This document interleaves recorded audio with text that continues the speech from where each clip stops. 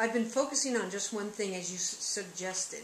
That one thing being money. Using short factual statements, I surprised myself to find that nothing negative came up. So where do I go from here to create more money? How do I focus on magnetizing rather than doing? Yeah. So one of the things that you have to be really clear on is that magnetizing works because you remove static. You live in an abundant universe. The reason things are kept outside of you is because there's static between you and the thing. And the static is typically habits, fears, patterns, low vibrational ideas, societal concepts, energy from other people that you maybe are carrying around with you. Those are good examples of static. In Michael's case, what we're picking up on is you made the short factual statement and you were surprised not to find anything negative. Well, we'd like to know what you found at all.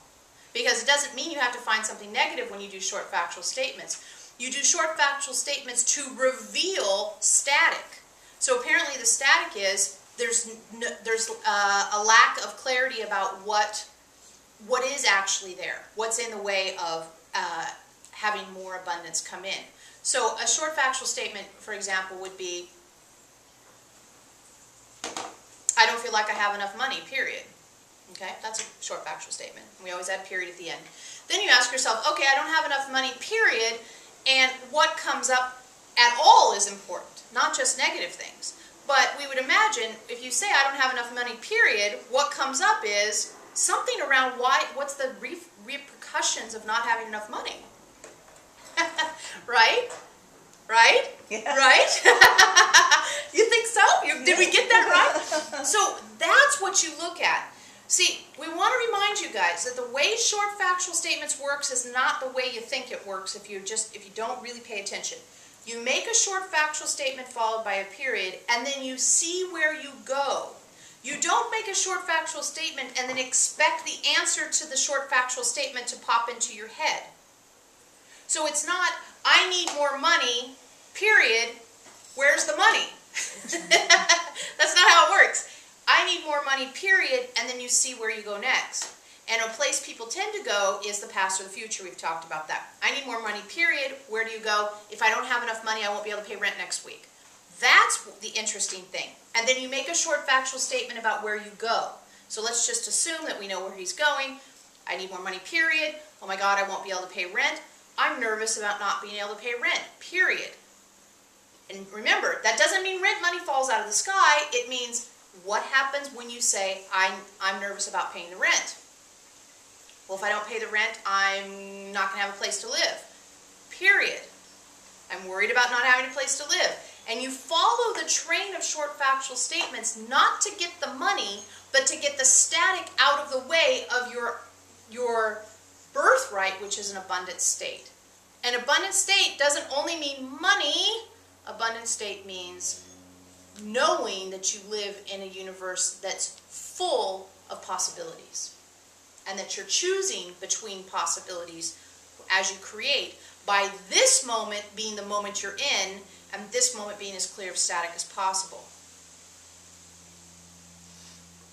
Yes? Waller said it was a team effort. Yes, we could tell. We knew it. We can feel your energy in that question, Waller. And we hope that answer is supportive to you guys. You need to do some more team effort on the short factual statements. You guys are so used to asking a question and getting an answer. Or asking a question and not getting an answer, so you ask the same question over and over and over again. Short factual statements is asking a question to reveal static. It's not asking a question to get answers. Or it's not asking a question to get the answer to the question. It's asking a question to reveal the static you have around the question. Are you guys getting that? Yes. Now, have you guys been doing short factual statements? Yes. Not to that extent. Not that far. Right. Okay. Right. This is, and we've said it a couple weeks ago, we believe this is the most powerful tool we've given you in a long time. Like, it might be the most powerful tool besides core emotion. So push the short factual statement thing, okay? We really would like to have you guys come back and give us information about how it's working out for you. So if you haven't pushed it down that far, then it's good we're starting the meeting off with this. So just to review, you have a question, a stress, a worry, an anxiety. You make a short statement about it in the present tense, about what you're experiencing, followed by the word period to tell your brain we're not just thinking again about the same thing, we're having a different experience. Yes, that's really important. It may seem silly, but it's not. Then you see where you go. And then you make a short factual statement about where you went, period, and you see where you go. And the tendency is to back and forth between past and future, past and future, past and future, past and future. And then what happens is you get into the moment, and the moment will be clear.